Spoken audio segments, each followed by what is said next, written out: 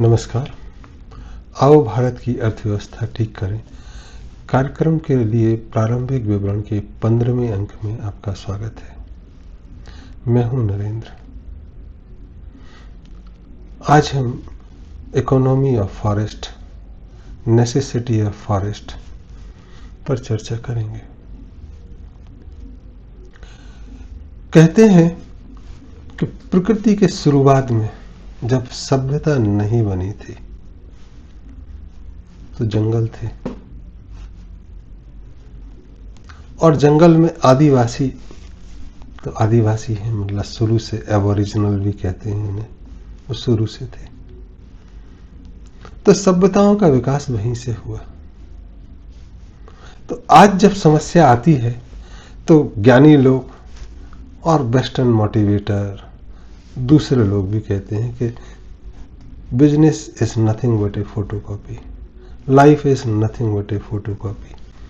व्यापार छाया प्रतिलिपि के अलावा कुछ नहीं है। जीवन भी एक प्रतिलिपि है कि जैसे एक बार जिया वैसे ही सदियों सदियों तक लोग जीते आते हैं। और जब कभी दिक्कत आए तो मूल पे चलो और वहां से देखो। तो आज हमें दिक्कत आ रही है तो हमें मूल में लौटने की जरूरत है, वहां देखने की जरूरत है कि चीजें कहां से शुरू हुई थी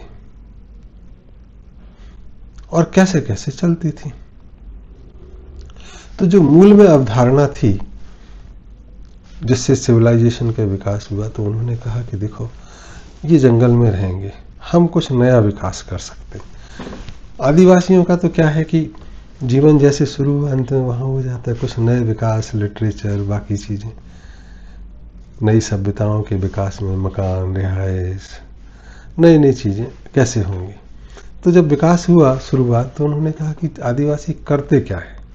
हम एक एक क्षेत्र में, तो आदिवासियों में आप देखोगे कि हर बच्चे को सेफ्टी की ट्रेनिंग, सिक्योरिटी की ट्रेनिंग दी जाती है। सुरक्षा कैसे करो अपनी, और जानवरों से रक्षा कैसे करो, या उन्हें शिकार कैसे करो। फिर बाकी उनको पंडिताई भी सिखाई जाती है कि कभी किसी की शादी करनी है कैसे करो, दवाई करनी है तो कैसे, सारे काम सिखाए जाते हैं। तो उससे कहते हैं कि उनका विकास नहीं हुआ। तो उन्होंने कहा इसको अगर हम वर्गीकृत करेंगे तो विकास हो सकता है। तो जो सभ्यता के विकास में 4 वर्ग बांटे गए। पहला जो सुरक्षा करे, तो एक बड़े स्तर पे कह सकते हैं माँ बाप के लिए कि 25% लोग सुरक्षा में जाएंगे। दूसरा काम कहते हैं कि खाना लाना, खाना रखना, खाना फिर डिस्ट्रीब्यूट करना, तो 25% बनिया हो गए जो सामान का एकत्रीकरण करेंगे और वितरण करेंगे। 25% लोग क्या करना है, कैसे बच्चे बड़े करने हैं, क्या देखरेख करनी है, पूजा पाठ करना है, तो 25% इस तरह से हो गए ब्राह्मण मान लो आप। 25% बाकी के शाम का मनोरंजन करना है, कोई नया पानी का कुआं खोदना है, या थोड़ा तालाब विकास करना है, डॉक्टरी करनी, और तमाम तरह के काम। तो 25% आज कह सकते हो कि सेवा कार्य हो गए। फिर उन्होंने कहा कि कितना जंगल, कितना पानी सभ्यता के विकास में आया। तो कहते हैं कि जैसे हमारे शरीर के अंदर बाल सिर पे और दूसरी जगह और रोम छिद्र हैं, उसी तरह जमीन पे जंगल और पेड़ का वितरण होना चाहिए। यह इसलिए जरूरी है कि हमारे शरीर में जो आर्टरीज और वेन्स हैं, धमनियां और नाड़ियां हैं, उनमें खून प्रवाहित होता रहे, वह गर्म ना हो। तो इस तरह का जमीन पे विकास करना है, ये सिविलाइजेशन में बताया गया शुरू में। ये उन्होंने कहा कि अगर जंगल काट दिए, आदिवासी कम हो गए, तो ये मान के चलो कि जो मुख्य पानी के स्रोत हैं वो सूख जाएंगे, जो नाड़ियां हैं उसमें खून गर्म हो जाएगा, जहां भी गर्मी होगी वहां लोगों का दिमाग गर्म हो जाएगा, तो वहां गर्मी आएगी, वहां युद्ध होंगे, बर्बादी होगी। तो ये एक चीज है शुरुआती तौर पे, और इस तरह से प्रकृति को चलते रहना था सनातन रूप में, परपेचुअल के हाँ चीजें चलती रहे। तो जब तक ठीक चलें तब तक ठीक चलें। अब लोगों को लगता है कि ठीक चलें तो वो मतलब कंटेंटेड हो जाते हैं कि और एडवेंचर करें, जबकि ये समझ लेना चाहिए कि जब संपूर्णता आती है, जब परफेक्शन आता है तो उसमें एडिशन नहीं होता, इसमें इम्प्रूवमेंट की गुंजाइश नहीं होती, उसके बाद गिरावट ही होती। लेकिन कई ज्ञानी आए कि नहीं नहीं, विकास तो होता रहता है, 100% के बाद भी विकास होता है। तो उस अवधारणा में गिरावट शुरू हुई और कई सभ्यताएं तो ऊपर चढ़ गई थी, वो जमीन पर धूल धूसरित हो गई, कुछ बाकी धीरे धीरे गिरी। तो जो कह रहे थे, जो धूल धूसरित सभ्यताएं हुई उसमें से सामान ले गए और अपनी चीजें बनाना शुरू हुई। तो भारत में अगर देखें तो काफी समय तक जंगल और सभ्यताएं अपने काम करती रही और परस्पर मेल जोल बनाती रही।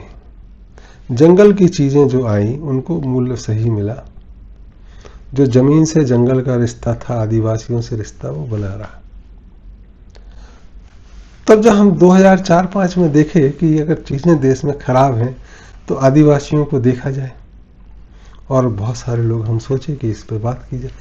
लेकिन जब आदिवासियों की तरफ गए तो देखा कि 1947 में देश आजाद हुआ, तब 33% जंगल था और शास्त्रों के हिसाब से 37% होना चाहिए, जो एक स्वस्थ मनुष्य या स्वस्थ स्त्री के शरीर में कितने बाल और रोम छिद्र हैं उनका प्रतिशत दिखाता है एक स्वस्थ मनुष्य, तो उससे कम था। तो जब देखना शुरू हुआ तो पता लगा कि 1860 में अंग्रेजों ने पूरा जंगल हमारा है, पूरे पेड़ हमारे हैं, और चूंकि भारत उनके अधीन हो गया था तो कुछ कर नहीं पाया। कुछ लोगों ने चिपको आंदोलन, पेड़ से चिपकी और जाने भी दी, तो राजस्थान और कई जगह हजारों लोग मारे गए। 1860 में जब ये घोषणा हुई, आदेश निकला कि जंगल सारे अंग्रेजों के हैं, तब 59% जंगल भारत में थे, जो पूरी दुनिया में 37% होना चाहिए। उसमें एक महत्वपूर्ण योगदान देते थे कि कई बर्फीले इलाके में जंगल नहीं होंगे, कई पहाड़ी इलाके में नहीं होंगे। तो एक पूरा का पूरा जो 73% समुद्र है, उसके बाद जो 27% जमीन होता, उसमें 37% जंगल होने चाहिए, तो उसमें योगदान देता। जो 1860 के बाद 1947-87 वर्षों में 26% जंगल कम हो गए, और आदिवासियों को नारा ये दिया कि तुमको हम मुख्य धारा में लाएंगे। तो आदिवासी नहीं बचे, अपने तरफ आकृष्ट हो गए। मामला यहाँ रुक जाता और बदलता तो ठीक था, लेकिन ये देश आजाद होने के आज 2026 तक, मतलब 79 ईयर बाद भी वैसा ही चल रहा है। समाज की कोई भूमिका नहीं बची। फॉरेस्ट डिपार्टमेंट बहुत छोटा सा होता है, और छोटा तो देख रेख कर नहीं सकता, तो क्या कर सकता, अपना घर भर लेता है, पेड़ काट के गर्मियों में आग लगा देगा। तो आज कई नेता, कई डिस्ट्रिक्ट मजिस्ट्रेट, फॉरेस्ट ऑफिसर, ये तिकड़ी मिलके लकड़ियां काट के वो बिकवाई उन्होंने, और फिर जब गर्मी आई तो पत्तों में आग लगा दी और अखबार में खबर आ गई कि वो जंगल तबाह हो गया।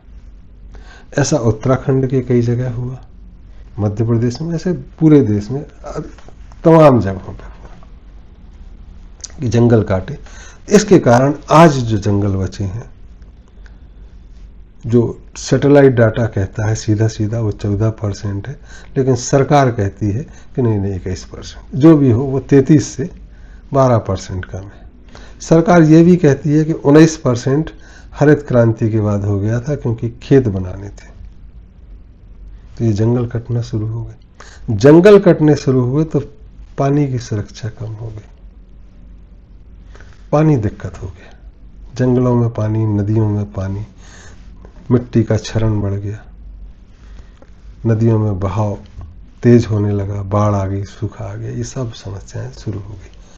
तो जंगल नहीं है, वन है तो हम हैं, जल है तो कल है, ये नारा उठाने लगे हैं लोग। हालत बहुत खराब है।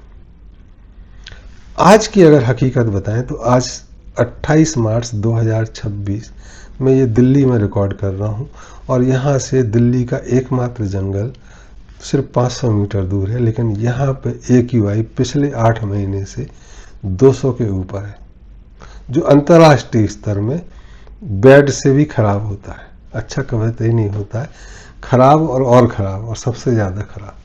जब स्मोक आता है दिल्ली में, आया इस बार नवंबर, तब 450 और उसके बाद रिकॉर्डिंग बंद हो गई, वो खराब हो गई। तब कुछ नेताओं के नारे, कुछ ग्रीन ट्रिब्यूनल के नारे, कुछ मंत्रियों के, कुछ प्राइम मिनिस्टर ऑफिस से नारे निकलते हैं। वे 2024 में भी निकले थे, 22 में भी, तो कोई लगता नहीं है कि सीरियस है।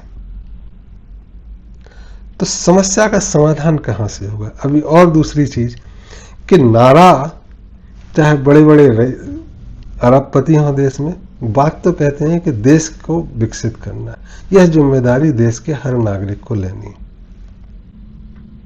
लेकिन जंगल में जाने की आपको आजादी नहीं है। वो फॉरेस्ट डिपार्टमेंट पेड़ कटेगा तो वो हजारों पेड़ काट दें, मंत्री बयान देगा कि पेड़ों की वजह से विकास नहीं रोका जा सकता।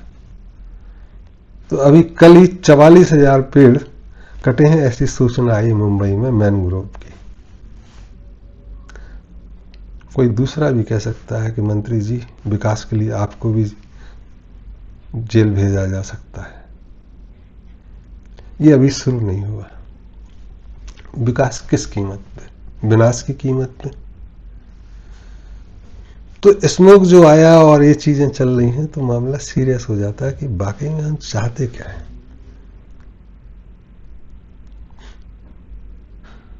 करेगा कौन? होगा कैसे?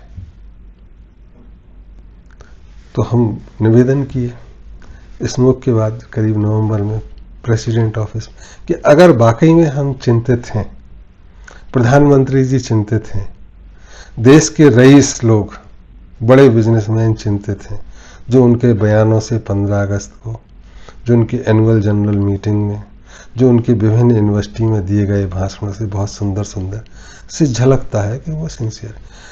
तब जरूरी है कि हम प्लानिंग क्या कर रहे हैं। तो जब नीति आयोग और बाकी जगह देखते हैं तो प्लानिंग में सारे कंसल्टेंट आज विदेशी हैं। जितनी स्कीम आई पिछले 70 वर्षों में, पिछले 15 वर्षों में भी, इसमें मुख्य हाथ पीडब्ल्यूसी, Price Water, Deloitte, Bain Consultant, Ernst and Young, Grant Thornton, AT Kearney और बहुत सारे विदेशी, सारे के सारे विदेशी हैं।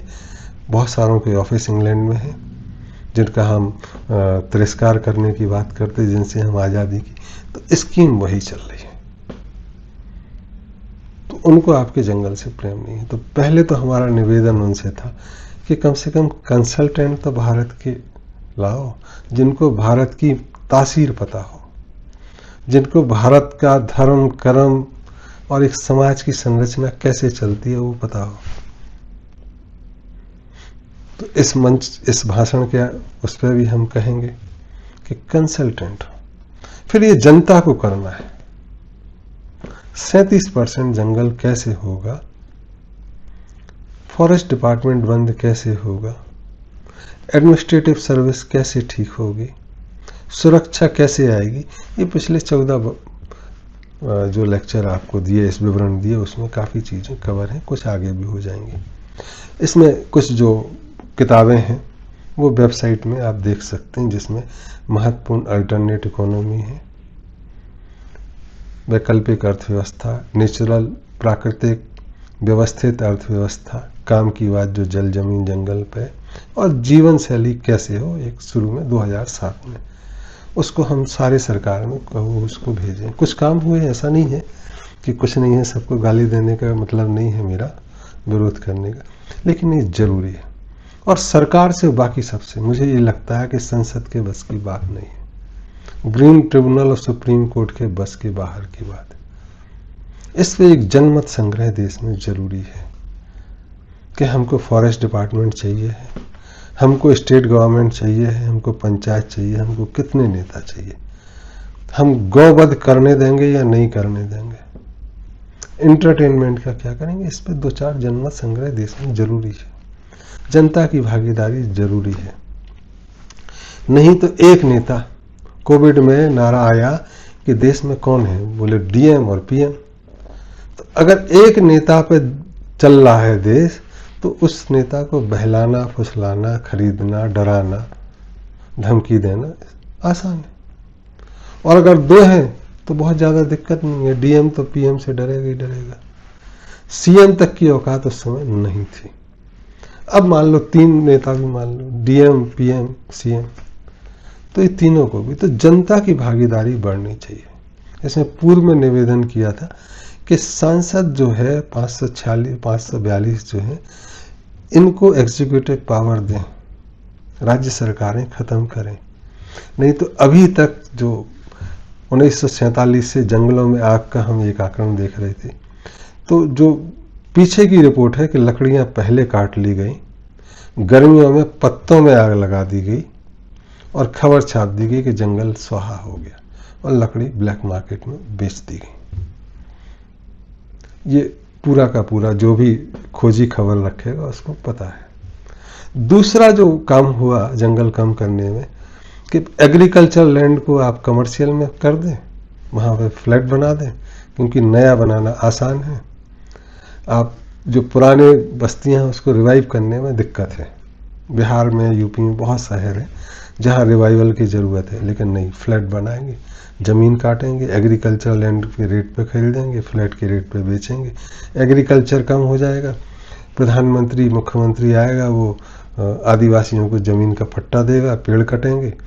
ये एक तरीका है जंगल कम करने का। दूसरा है वो धर्म के लोग आ जाएंगे, गाय को चारागाह नहीं है, दूध देना है, दूध जरूरी है। कुछ विदेशी आ जाएंगे कि दूध के लिए पैसा लो, जंगल काट दो, तो वो जंगल कट जाएंगे। घास, तो जो पहले घास का चारागाह होते थे वो बंद हो गए, वहाँ मकान बन गए, जंगल कट गए। तो ये दूसरा तरीका है। जो आज गाय हमारी माँ है, शाम को सब कूड़ा घर में कूड़ा खाते हुए दिखती है। कुछ लोग कहते हैं इनके लिए और जंगल काट दो, कुछ कहते हैं इनको जंगल में जाने दो, जो फॉरेस्ट रेंजर वगैरह जाने दो, तो वो जंगली जानवर इनको खा जाएंगे या वहाँ जाना बंद हो जाए, और जो जंगल से जानवर शहर में आते हैं वो बंद हो जाएंगे। तो जंगल खोलने की ज़रूरत है। दूसरा, आदिवासियों को फिर से उनकी ज़मीन पर लाने की ज़रूरत है, पेड़ लगाने की ज़रूरत है। तो जो किसानों की आत्महत्या चल रही है वो मौसम के परिवर्तन के कारण। मौसम का परिवर्तन इसलिए हो रहा है कि पेड़ों की संख्या कम हो गई। पेड़ लगाने ही एक सॉल्यूशन है। एक गांव में एक चौकीदार भी कहेगा, एक मुखिया भी कहेगा और ये प्रधानमंत्री भी यही कहेगा।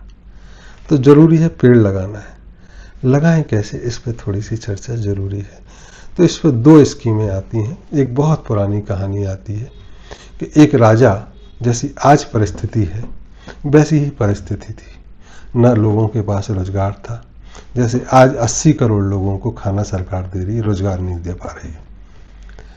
तो 80 करोड़ लोग फ्री में राशन ले रहे, इतने गरीब थे। तो उनने, राजा ने कहा कि भाई हम पेड़ लगाना चाहते हैं जिससे चीज़ें हों, हम कुछ पैसा दे सकते हैं। तो जो वार्तालाप हुआ उसमें कहा कि स्त्री और पुरुष जो काम करने लायक हैं उनको हम 5 साल तक भरण पोषण का पैसा देंगे, जैसे आज की डेट में 10,000 रुपये दे देंगे पर मंथ।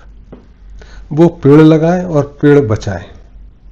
जमीन आज हम सरकारी दे रहे हैं, या जिसके पास बहुत ज़्यादा है उससे लेके एक चकबंदी टाइप करके उससे लेके आपको देंगे। शुरुआती जो संसाधन चाहिए हम देंगे, लेकिन 5 साल बाद वो जो जंगल लगेंगे उसका जो उपज होगा, उसका जो फ्रूट्स होगा, उससे आपको चलाना पड़ेगा। बहुत सारे बच्चे जो बेरोजगार थे, भागते भूत की लंगोटी भली टाइप में, उन्होंने कहा ठीक है, तो वो जंगल में गए। तो जो 20-25 वर्ष के बच्चे जंगल में गए, उन्होंने पेड़ लगाए और रखे, तो करोड़ों पेड़ लगे। और 5 साल में वो इतने हो गए कि उनका खाना पीना चलने लगा और वो थोड़े थोड़े जंगली हो गए। वहाँ उनकी शादियाँ हुई, वहाँ उनके बच्चे हुए, वो चीज़ें चली, तो धीरे धीरे वो खुशहाल हुए, उनको जंगली हो गया वो एक तरह से। और शर्त ये थी कि वो पेड़ काटेंगे नहीं, लकड़ियाँ काटेंगे नहीं, जो गिर जाएंगी, जो सूख जाएंगी, उसी से खाना बनाएंगे, नया जंगल लगाएंगे। तो वो अपने जंगल की सुरक्षा करते। तो पेड़ पे उनका मालिकाना हक था, फसल के उनको पूरे पैसे मिलेंगे, फलों के। तो एक बीच में, जैसे आज कई जगह दिल्ली में है कि फॉरेस्ट प्रोड्यूस को आप बेच रहे हैं, लेकिन गाँव में उनको लूट रहे हैं। लेकिन उस राजा ने कहा था कि हम आपको फेयर प्राइस देंगे, जो आज के जैसे आम बिकते हैं उतने रेट पे हम खरीदेंगे। लीची मिलती है या दूसरी चीज़ें हैं, तेंदू है, बाकी चीज़ें उस रेट पे खरीदेंगे तो एक फ्रेश प्राइस उतने पे मिलते रहे और बाकी चीज़ें यहाँ से ले। तो एक बीच का एक लिंक बनाया गया। 5 साल में चीज़ें बदल गई। आज भी अगर हम भारत देश में करेंगे तो 5 साल में चीज़ें बदल सकती हैं। इस कार्यक्रम में कम से कम अगर हम टेम्परेचर कम करने की बात करें, बाकी काम करें, बात करें तो 3 से 4 करोड़ लोगों को रोजगार दिया जा सकता है बहुत कम पैसे में। डिटेलिंग आपको अल्टरनेट इकोनॉमी पे 11वें टॉपिक पे मिल जाएगी, तो वहां से आप देख सकते हैं। बाकी चीजें दूसरी स्कीम जो हम सबमिट किए थे राष्ट्रपति महोदय को नवंबर में, कि आज 9 करोड़ लोगों को आप ऑनरेरियम दे रहे हैं। किसानों को 2000 रुपये हर 4 महीने प्राइम मिनिस्टर देते हैं। 21वीं किस्त दी गई थी नवंबर 2025 में। तब मैंने निवेदन किया था कि 9 करोड़ लोग तो हमारे रिकॉर्ड में हैं। अगर हम इनसे कहें कि आप पेड़ लगाओ और हम आपसे 100 पेड़ खरीदेंगे 2 साल, क्योंकि वन विभाग जितने पेड़ लगा रहा है आज की डेट में और जितने लग रहे हैं उसमें 10% भी नहीं बच रहे हैं। कायदे से तो बच ही नहीं रहे हैं, कमी हो रहे हैं। तो अगर किसान अपने यहाँ पेड़ लगाएं और 2 साल बाद हम उनको दें तो 2 साल तक उनकी देख रेख होगी, तो उनको शिफ्टिंग करने में आसानी होगी। तो 9 करोड़ लोग अगर 100 पेड़ लगाएंगे तो 900 करोड़ पेड़ 2 साल में लग सकते हैं। इसके मेहनताने के रूप में सरकार से मेरा निवेदन था कि हम शुरुआती रूप में जैसे हम 2000 देते हैं 10,000 रुपये दे दें और 6 महीने बाद फिर 10,000 दे दें, फिर 10,000 फोटो दिखाने के बाद वो फोटो अपलोड करें और 10,000 रुपये दे दें और 2 साल में 1 रुपये पर डे पर ट्री दे दें, तो 73-74 हजार रुपये उनको मिलेगा और हमारे पूरे देश में 900 करोड़ पेड़ लग जाएंगे विभिन्न वैरायटी के, जो उस इलाके में जैसे हैदराबाद के पास है तो हैदराबाद के वाले लगेंगे, आसाम वाले आसाम जगह लगे। तो एक स्कीम थी, इस तरह से पेड़ लगाए जा सकते हैं। पेड़ लगाएंगे, बारिश होगी, पानी का ग्राउंड लेवल बढ़ेगा, फ्लडिंग कम होगी, ड्रॉट कम होगी और सबसे बड़ी बात है लोगों में गर्मी दिमाग में जो चढ़ गई है, जो हमेशा लड़ाई झगड़े की बात करता है, उसमें थोड़ी कमी आएगी। ये प्रूवन फैक्ट है कि रेगिस्तान में लोगों को गर्मी ज़्यादा आती है। राजस्थान के लोग ज़्यादा उग्र हो सकते हैं बजाय छत्तीसगढ़ के, क्योंकि टेम्परेचर है, दिमाग में खून तेजी से बहेगा तो झगड़ा होगा। और जो बर्फ वाले इलाके हैं वो कोल्ड ब्लडेड मर्डर वाले लोग होते हैं, घर के अंदर बैठे हैं, गणित लगाते रहेंगे। तो दोनों चीज़ें हैं, तो इससे बचने का है, पेड़ लगाना है, जंगल पूरा पूरा हो। तो जहाँ मौसम बदल रहा है, जहाँ ज़्यादा बर्फ़ है वहाँ कम बर्फ़ पड़े, जहाँ ज़्यादा गर्मी है वहाँ, तो ये 1-2 समाधान हो सकते हैं। महत्वपूर्ण यह है कि फॉरेस्ट डिपार्टमेंट का जो रूल 1860 का है वो वापस हो, ग्रामों को वो मिले अधिकार, लोग जा सकें, पेड़ लगा सकें। मेंबर ऑफ पार्लियामेंट हर इलाके में उसका इंचार्ज रहे, एरिया का प्रोड्यूस हो और बीच की सरकारें गायब हों, उसके जनमत संग्रह जरूरी है। तो आज एक लास्ट में हम बात कहेंगे कि 2006 में एक प्रतिनिधि मंडल के साथ हम भी प्राइम मिनिस्टर ऑफिस गए थे। उस समय किसानों की आत्महत्या काफ़ी जोर पकड़ रही थी न्यूज़ में। हालांकि किसानों की आत्महत्या अभी भी बदस्तूर जारी है और बढ़ी रही है। तो जो मुख्यमंत्री गए थे उन्होंने कहा कि हम ये कहेंगे, हम ये कहेंगे, और 2-4 किसान भी थे जिनके परिवार के लोगों ने आत्महत्या की थी, वो भी थे। कुछ लोकल नेता भी थे विदर्भ के और आंध्रा के, तेलंगाना के। तो मेरा निवेदन था मुख्यमंत्री से कि हम समाधान लेके क्या जा रहे हैं। तो बोले समाधान प्रधानमंत्री करेंगे, सरकार करेगी, ये हमारा काम थोड़ी ना है। तो गए और प्रधानमंत्री ने पहले ही लाइन कही कि इस आत्महत्याओं से हम बहुत आहत हैं, आप क्या सुझाव देते हैं, हम उसको अमली जाना पहनाएंगे, हम पूरी कोशिश करें कि वह अमल में लाया जाए। और ये नेता को बोलते ही नहीं बना कि हम कहें क्या, मतलब क्योंकि आपकी सारी बात तो वो खुद परेशान है।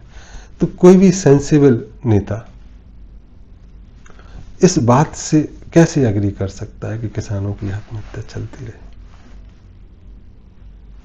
समाधान नेता ने बाद में पूछा, मुख्यमंत्री ने, तो हमने कहा कि पैसा सरकार के लिए कोई बड़ी बात नहीं, वो पैसा दे देगा, वो उन पे कर्ज माफ कर देगा, लेकिन समस्या है पेड़ कम हो रहे हैं, इसलिए मौसम तब्दील हो रहा है। एक दूसरे नेता कहे कि हम वहाँ बैठेंगे, लोगों से संवाद करेंगे। फिर मैंने कहा कल के दिन कोई आएगा कि फला नेता की वजह से हमने आत्महत्या नहीं की, कोई भरोसा करेगा? आपका पॉलिटिकल कैरियर खत्म हो जाएगा। वो सज्जन नहीं बैठे। लेकिन समस्या गंभीर है।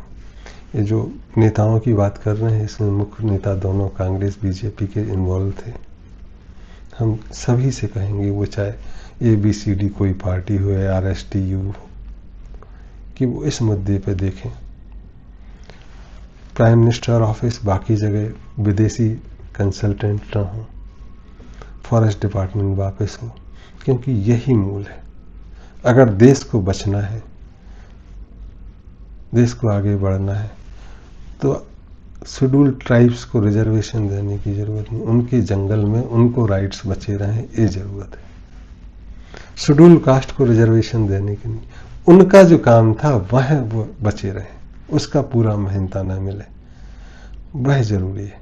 तो हम गणितों में ना उलझें जो हमको बहुत सारे आक्रमणकर्ता उलझा के गए हैं, या बहुत सारे सो कॉल्ड इकोनॉमिक्स, चाहे वो लंदन स्कूल ऑफ इकोनॉमिक्स में पढ़े हों या हार्वर्ड में, जो बेवकूफ़ बना रहते हैं कि विकास तो कार से आएगी, विकास तो 1 करोड़ की कार से आएगी, 5 करोड़ की कार से आएगी, और आप पेट्रोल और डीजल के कर्जे में डूबे रहते हैं। 85% आपका पैसा खर्च हो रहा है। उज्ज्वला स्कीम आप लेके आते हैं, और एक युद्ध के क्राइसिस में आपको समझ में आ जाता है कि पूरी गलती हो गई। तो आज किसी को ब्लेम ना करते हुए हम सबसे, वो चाहे प्रधानमंत्री हो, सांसद हो या देश का आम नागरिक, सबसे अनुरोध करेंगे कि हम साथ मिलें, हम प्रकृति को दुरुस्त करें, प्रकृति हमें दुरुस्त कर लेगी। आज के अंक में इतना ही, धन्यवाद। अगले अंक में हम जल के बारे में चर्चा करेंगे। काफ़ी कमी हो जाती है पूरी दुनिया में, तो उसके बारे में चर्चा करेंगे। तब तक के लिए धन्यवाद।